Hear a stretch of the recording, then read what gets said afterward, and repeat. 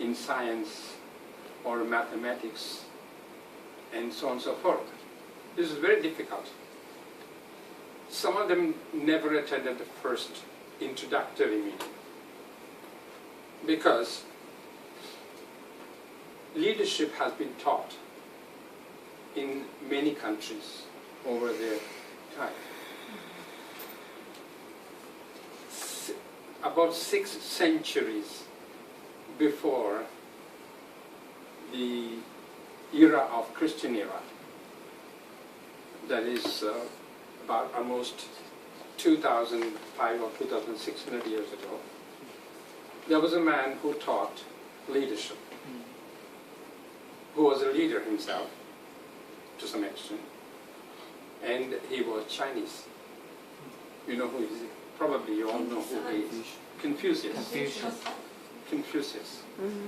Confucius said, talking about leadership, the first thing you have to know when you want to learn about leadership is the meaning of words and the meaning of people.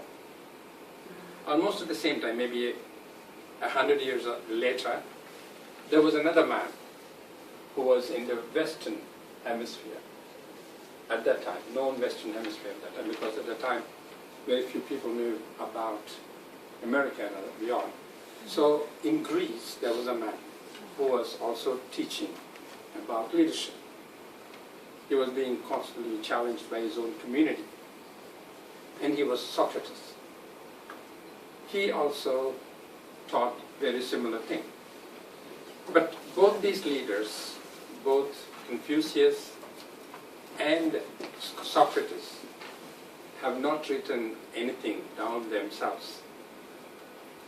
Both leaders had followers. Socrates had Plato and others who followed him. And Confucius had many students, but he had only few students actually. In fact, Confucius was a minister or a mandarin as you call it. Then he left his society and went into teaching. And he only chose a few people. And both of them, almost in a similar fashion, taught about almost the same thing, that leadership means virtues, developing your virtues, doing all sorts of things. And we have come a long way now.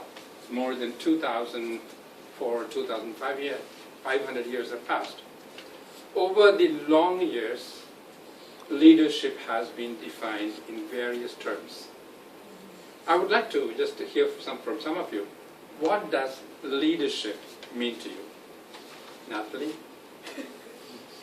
With someone to do what you gave them, like instruction stuff, that they follow your instruction. Really? Would you like to have some? I think it's a kind of influence. Exerting influence on?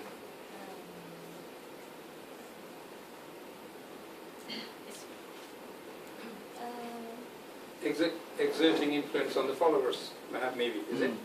Yes. Any other definitions you have?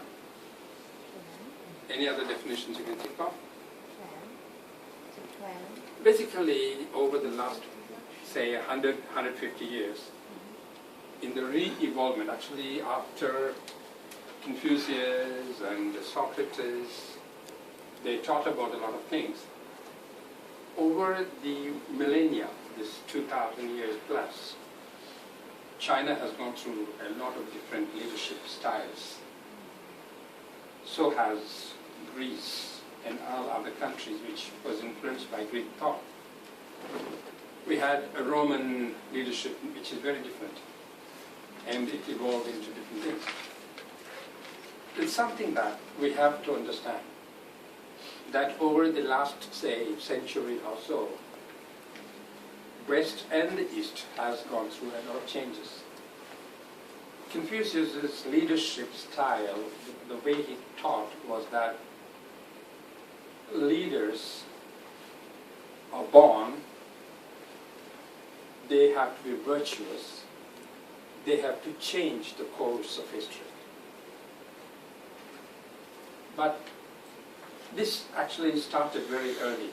Socrates and the people who follow Socrates, like Plato, Descartes, Malebranche, Kant, Hegel, and finally in the last century, Carlyle, they all followed one particular style of leadership. Whereas on the other side, we had several people, like Thales, who was also a student of Socrates, but he chose a different way.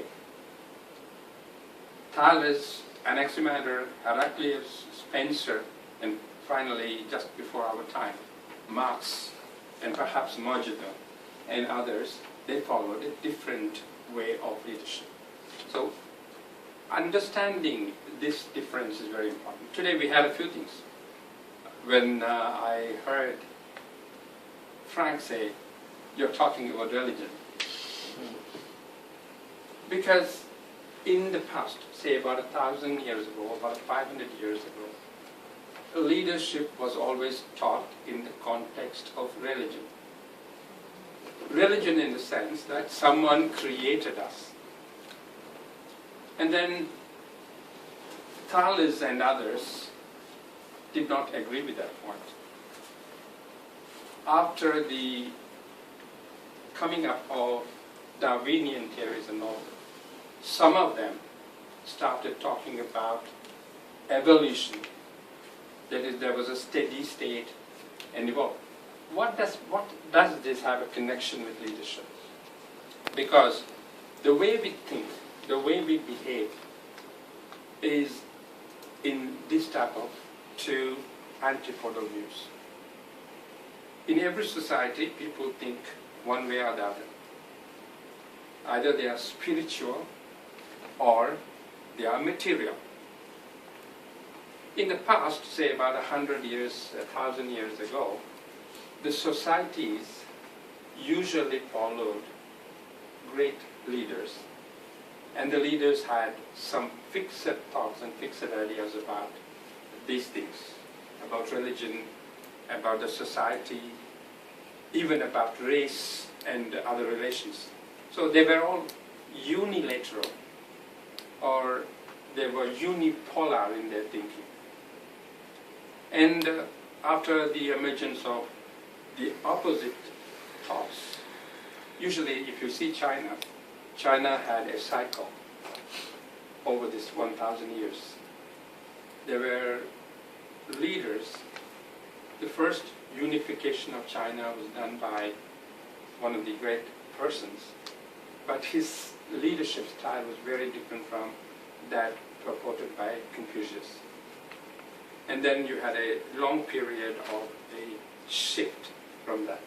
Once that the dynasty ended. So there had been a cycle. And the cycle is usually on one side, another extreme. This is what is happening normally. Actually, normally in the society, there is a pendulum. The pendulum goes up to one extreme of the beliefs, and then it goes down. But now today, we have a mixed type of society. We do not no longer have the unipolar views. You do not have the same types of people in the society. In every society, there is a lot of differences of opinion.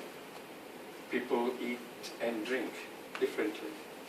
I have had my coffee with salt when I was 12 years old. Now, I had an uncle who had been advised by the doctor not to take sugar. So he used to have coffee with salt. And I tasted it. I didn't like it. But sometimes, nevertheless, we have to live with people like that. We have to live with people who have curry with jam. In fact, in North India, usually people cook curry with sugar, sometimes with jam. And in South we don't. So this is, we like this. We live in very different antipodal viewed world. So the first secret of the leadership is to understand these differences. To understand and realize that when we lead, we have to lead different types of people. And the people have different needs, different beliefs, different approaches to life. Today we are seeing, I mean, in this last few days, it's been very, very apparent in Hong Kong. People trying to storm our legislative council. People trying to express in very different ways. We had a nationalist beating up an anti-nationalist there. We have also people whom we can consider as non-patriotic, waving British flags here now in this time and again. There are people who want to go back to the colonial days. Different types of people. We have to deal with that. This is the secret, the fundamental, basic principle of understanding, as Confucius said, as Socrates said 2,400 years ago. Socrates himself was a victim because his ideas were not, he is considered as one of the most intelligent persons in the universe all along, but still he was murdered. Actually, he was sentenced to death because of his ideas. So this will go on and on and on. So this is one of the few things that I would like to first you to remember. So what is the spiritual and material things? The spiritual and material things is basically whether man is a man or man is an animal. Because all along, most of the early thoughts were that man is distinctly different from animals.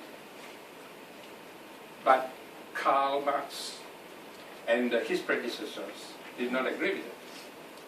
When the theory of evolution came, then they took a big straw. They said, okay, man is just an improved form of animal, an advanced animal.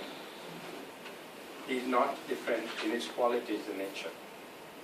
This is another very important thing that people have differences of opinion in. This is also you have to understand. But there are others, spiritualists, who define it differently. For one of the very famous human science persons, I can't immediately remember his name, but he said that there is a distinct difference between humans and animals. Can anyone think what they are? The differences between animal and man? Why? Pardon me? Critical thinking. Now it is shown that many animals have also critical thinking, like chimpanzees, like gorillas and others. Anyway, I mean, I don't want to take much of time, but this is something very important I would like to tell you. That there are certain differences between human beings and animals. Animals are more aligned to nature, and man is a rebel to nature. Animals have things like, don't have things like religion, belief in the unknown. So I have 30 seconds. Belief in unknown, belief in love in the sense of sacrifice. So this is what sacrifice is, one of the things which no animal, even the most advanced animal, have it within their community. And the belief in unknown. And there are quite a few other human characters. Intelligence is not one of them. Use of tools is one of them. Even language is not one of them. So there is a distinct difference. So these people don't agree that man is an animal.